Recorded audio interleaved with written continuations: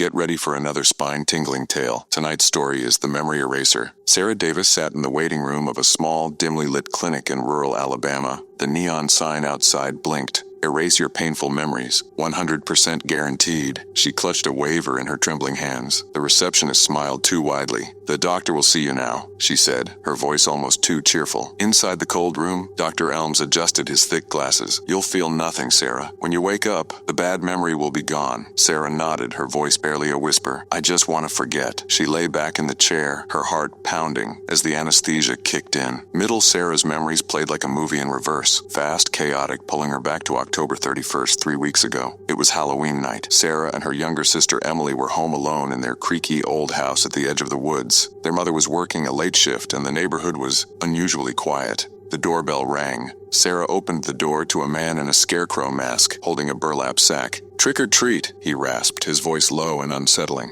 Sarah frowned. Aren't you a little old to... Before she could finish, the man shoved the door open. Sarah screamed as he dragged her into the living room, slamming the door behind him. Where's Emily? He demanded, his voice muffled under the mask. I don't know, she lied, her voice trembling. The man tilted his head, then yanked the mask off. It wasn't a stranger. It was their stepfather, Hank, fresh out of prison. His face twisted into an unrecognizable fury. You thought you could keep me away? He snarled, pulling a knife from his belt. Sarah lunged at him, grabbing a fireplace poker. She swung wildly, hitting his shoulder. He stumbled but didn't stop. Blood dripped from the blade as he cornered her. In the kitchen, Emily hid under the sink, clutching a chef's knife. She heard her sister's screams and Hank's heavy boots getting closer. Suddenly, everything went silent. The cabinet doors swung open and Hank loomed over her. Found you, he whispered. Emily thrust the knife upward. Hank roared in pain, staggering back, but not before grabbing her arm. His grip was like a vice. That's when Sarah appeared, her face streaked with tears, holding a shotgun. Let her go, she shouted, her voice cracking.